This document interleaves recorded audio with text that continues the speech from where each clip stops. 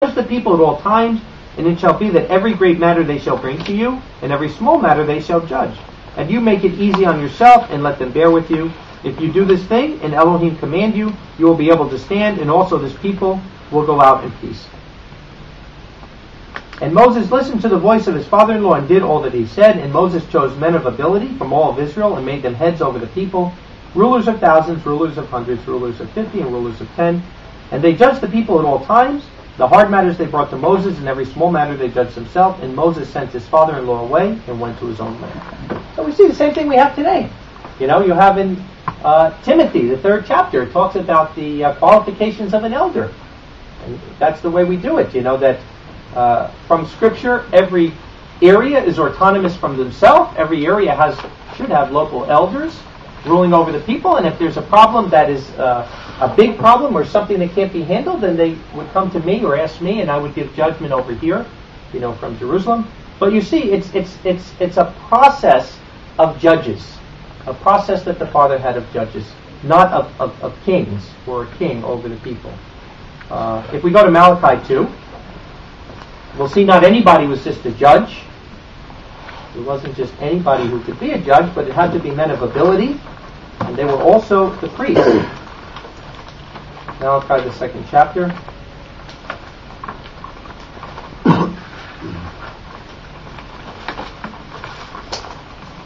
Seven through 9.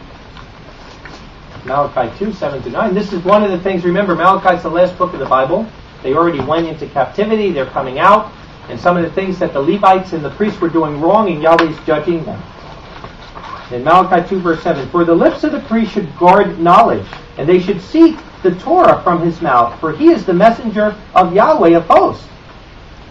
But you have turned out of the way. You have caused many to stumble at the Torah. You have corrupted the covenant of Levi, says Yahweh of hosts. So I have also made you despised and low to the people, just as you have not kept my ways, but are lifting up faces in the Torah. And one of the main things with their judging is they weren't impartial. They weren't impartial in their judging. And I look at this today, and you could clearly, because, Old Testament Levites you can equate to New Testament ministers.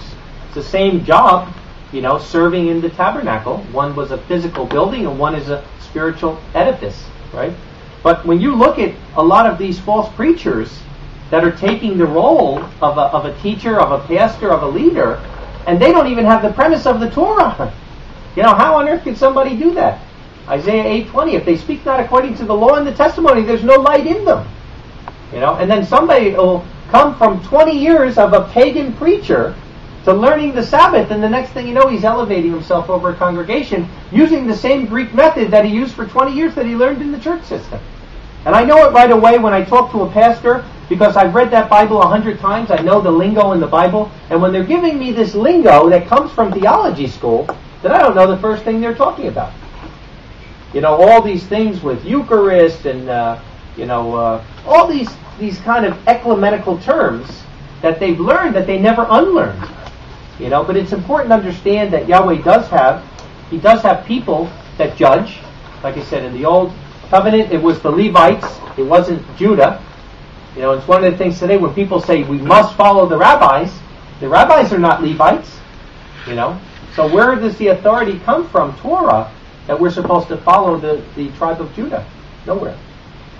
But again, with the changing of the guard from Levite to Melchizedek, we have Melchizedek priests in the New Covenant who are leaders that should be doing the same thing. Not as kings. Like I wrote in my Elder to Elder newsletter, are we shepherds or sheriffs? What is it? That many people, whether they're a pastor or an overseer, they make themselves a king over their congregation. And they have it where, boy, you couldn't even question a person. I'm Mr. So-and-so, you're brother this. And you question anything I have to say, you're out that back door. That's not Yahweh's way. That's not kingdom principles. It's a kingdom principle for the person who wants to be the king. But Yahweh's way is a judicial process of judges. And we've seen many city gates, right? Until Dan. We saw where the judges used to come. The elders of the city would literally sit in the gate, and they would do everything from executing legal documents. If a person was transferring land from one to another, the elders were the ones they would like notaries, like a notary republic.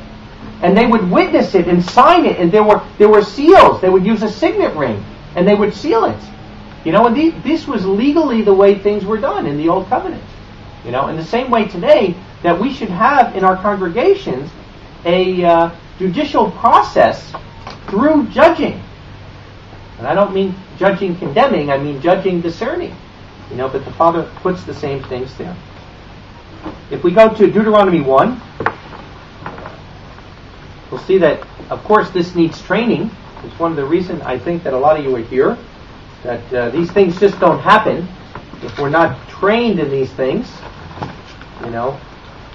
We have a doctor and a lawyer here. They didn't become that just by waking up one day and, going down and buying a certificate, at a carnival. No, it's years and years and years to become a professional like that.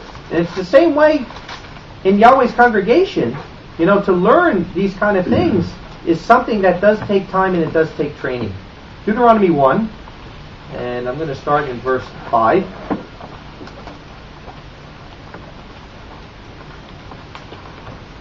And remember, it's really interesting because Deuteronomy is the last book of the Bible, or the last book of the Torah, the fifth book, And it's an interesting perspective because when you read the whole Torah, the first 5 books, if you look at like Exodus, when they're first coming out of Egypt, and even look in Exodus 20, the 10 Commandments, and then read them in Deuteronomy 5, they're a little bit different. And one, though, is the beginning of the 40 years, one is at the end of the 40 years. So I like Deuteronomy because it gives a perspective at the end of that wilderness journey. It's the 39th year, they're right before getting ready to go in. And let's look at what he says. Beyond the Jordan, verse 5 of Deuteronomy 1, in the land of Moab, Moses began to explain this Torah, saying, Yahweh our Elohim spoke to us in Horeb, saying, You have had enough of dwelling in this mountain. Turn and take your journey and enter the hill country of the Amorites, and to all the neighboring places in the Ararah, in the hill country, and in the low country, and in the Negev, and in the shore of the sea, the land of the Canaanites, in Lebanon to the great river, the river Euphrates. Behold, I have set before you the land. Go in and possess the land which Yahweh has sworn to your fathers, to Abraham, to Isaac, and to Jacob, to give to him and to their seed after him. And I spoke to you at that time, saying, I am not able to bear you by myself. Yahweh your Elohim has multiplied you, and behold, today you are like the stars of heaven for multitude. May Yahweh the Elohim of your fathers make you 1,000 times more than you are, and bless you as he has said to you. How can I by myself bear your pressure and your burden and your strife? Give wise and understanding men and those known to your tribes, and I will appoint them rulers over you.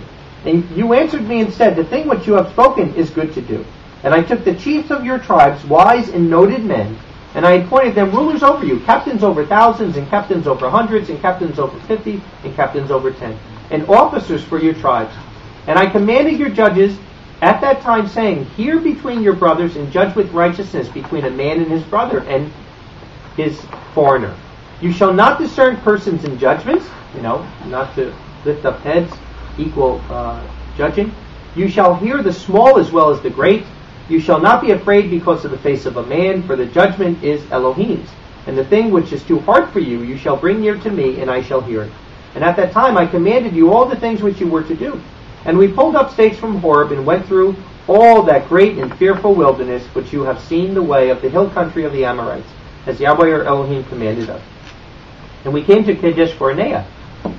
And I said to you, You have come into the hill country of the Amorites, which Yahweh our Elohim is giving to us. See,